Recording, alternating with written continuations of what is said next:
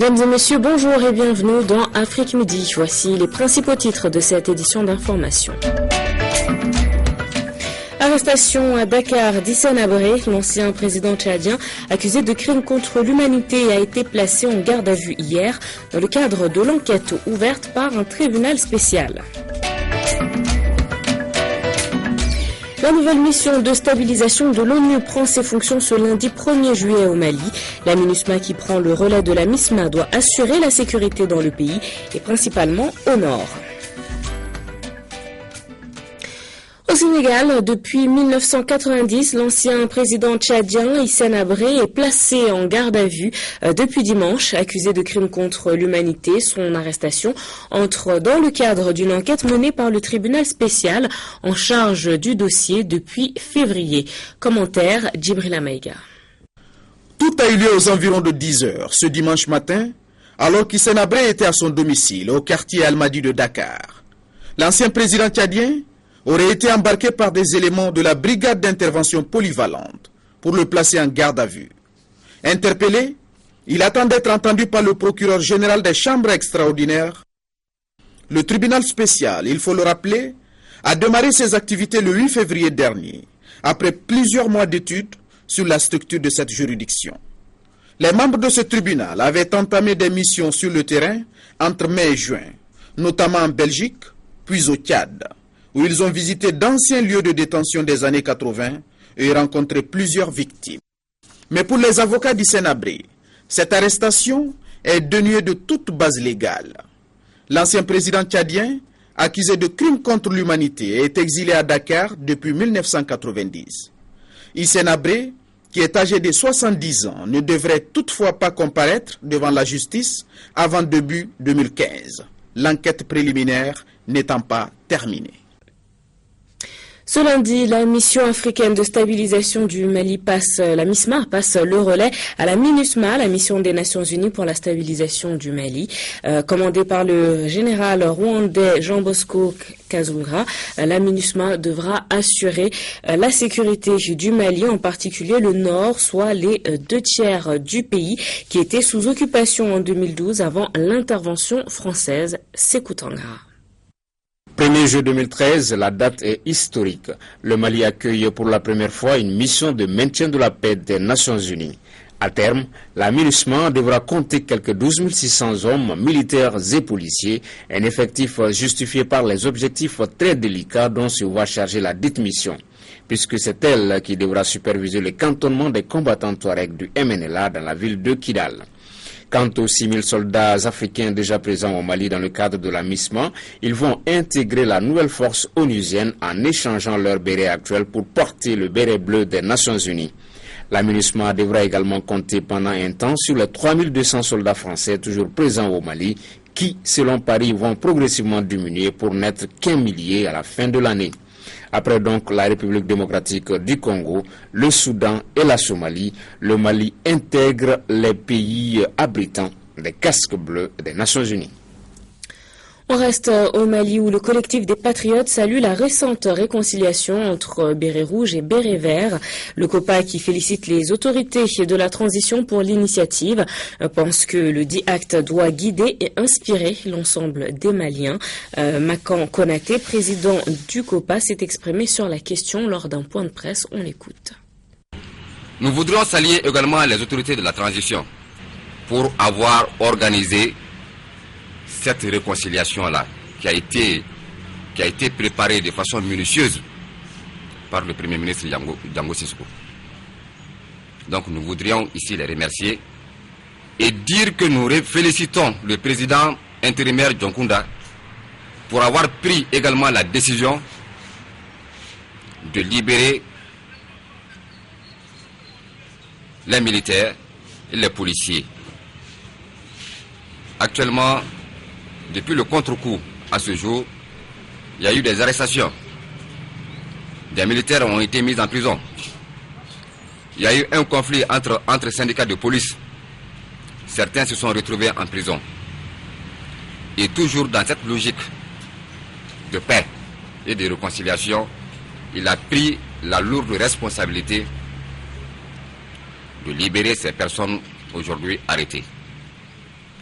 cet acte-là également se situe toujours dans cette logique de paix et de réconciliation. Et nous voudrions ici féliciter le président Djonkouda pour avoir posé cet acte.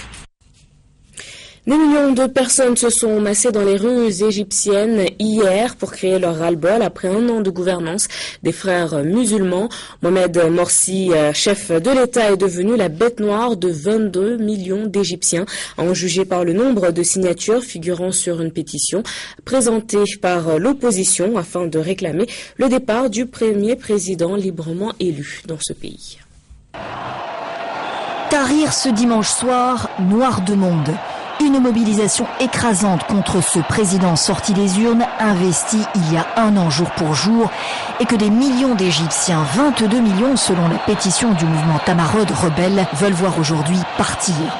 Des anti-Morsi également, massés sur l'avenue menant au palais présidentiel, tous pressés de rester dans la rue par le Front du Salut National jusqu'à la démission du chef de l'État. L'Égypte toujours enfoncée dans la crise, 2 ans après la chute de Moubarak.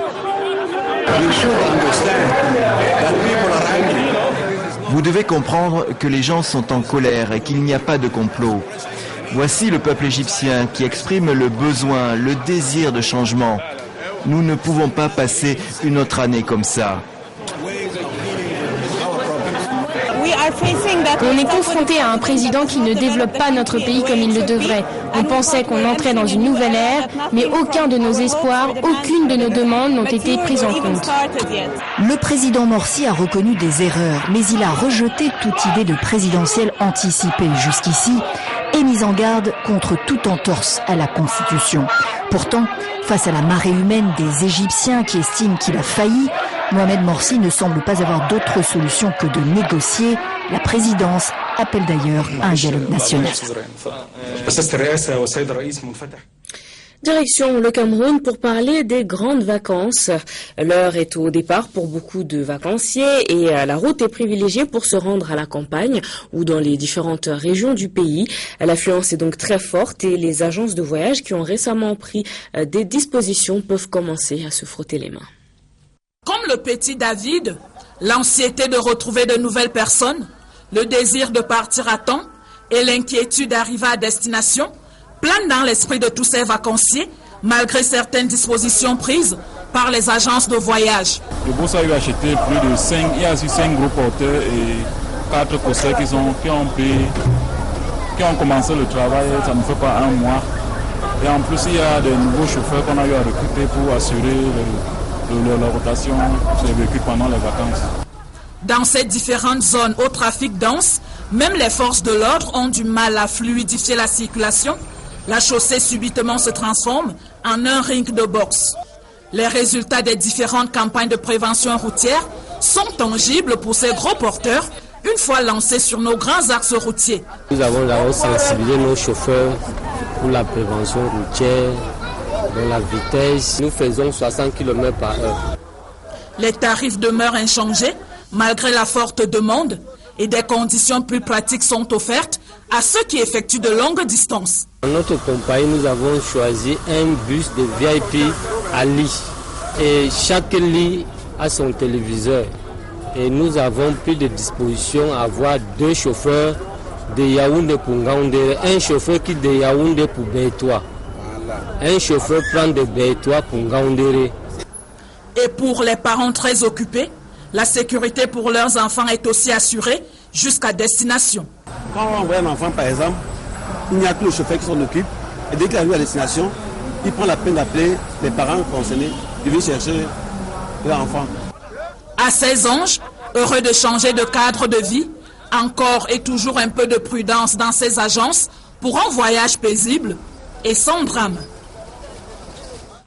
En Côte d'Ivoire, hier, à Cocody, plusieurs individus ont tenté de braquer un domicile et de prendre en otage ses habitants durant plusieurs heures. Mais l'opération a été un échec pour les braqueurs, puisque l'un d'entre eux a été abattu et les 3 autres arrêtés. Tout a commencé aux environs de 12 heures. Les résidents du quartier Les Trois Cailloux dans la commune de Cocody étaient loin de penser, de s'imaginer même que ce dimanche, jour de prière, une famille qui venait il y a seulement 10 jours de s'installer dans le quartier allait recevoir la visite de braqueurs, au nom desquels Diaby Kader. On était venu pour une opération. C'est quelle opération? Un braquage. Braquage. Il s'agissait de quoi exactement? Braquer qui? Bon, il y avait un certain collègue, Olivier, c'est lui qui nous a donné le terrain, au niveau d'ici. Ça veut dire quoi? Vous donnez le terrain, ça veut dire quoi? Bon, c'est les gars qui ont l'argent, et nous m'ont indiqué, puis nous s'en prend, nous donne pour lui. C'est aux environs de 12 heures que les éléments du commissaire Timothée Vassiendou, du 8e arrondissement de police de Cocody, ont été informés de cette opération de braquage. Ce braquage, j'ai vu. Donc tu es venu faire un braquage? Non, je suis venu les accompagner, mais c'est comme si je suis venu les accompagner, ici les Sénégal. Tu ne savais pas que c'était un braquage? Je ne sais pas. Je ne sais pas. Si je savais que c'est un braquage, je ne peux pas suivre quelqu'un à les bras ballants. Il y a un des bandits qui est sorti, il a ouvert le feu sur un de nos éléments, voilà, qui a pu extirper ça.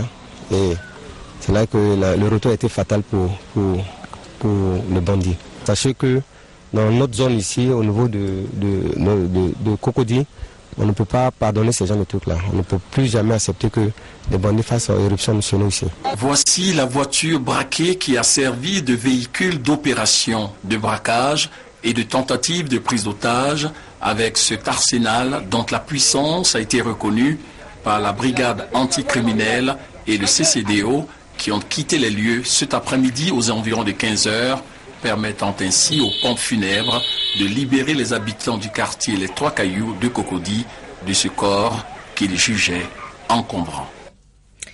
Et on termine avec la Coupe des Confédérations de football qui s'est achevée ce dimanche à Rio, au Brésil.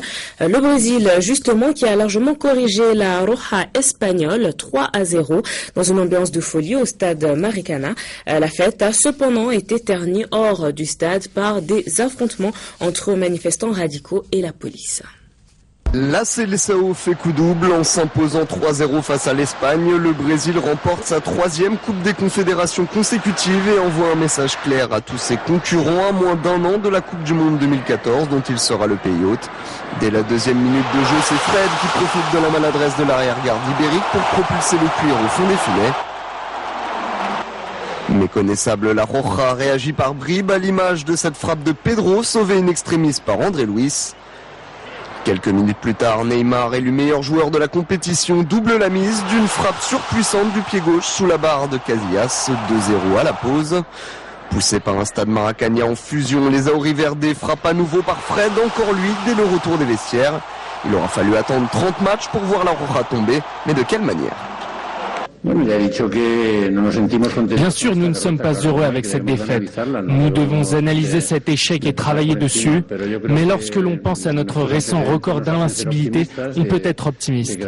Parfois, lorsque l'opposition nous est supérieure, nous devons accepter la défaite. Ça ne veut pas dire que l'on s'en contente, mais plutôt que l'on souhaite s'en servir pour progresser. Je ne pense pas pouvoir me sentir mieux. N'importe quel résultat positif aurait été merveilleux. Alors imaginez avec ce 3-0. La performance était très importante pour nous afin de démontrer la qualité de notre équipe et ainsi pouvoir continuer à rêver de l'éventualité d'un titre de champion lors de la prochaine Coupe du Monde. La fête aurait pu être complète si des scènes de violence n'avaient pas suivi la rencontre aux abords du stade. Malgré la victoire, les manifestations n'ont pas cessé et ont donné lieu à de nombreux affrontements avec les forces de l'ordre. Depuis plusieurs semaines, ce type de rassemblement se multiplie dans le pays afin de dénoncer les sommes dépensées pour l'organisation du prochain mondial, mais aussi l'indigence des services publics et enfin la corruption de la classe politique. Voilà pour Afrique Midi. Merci de votre fidélité à notre chaîne et rendez-vous à 19h45 avec Afrique Soir. Moi, je vous retrouve demain.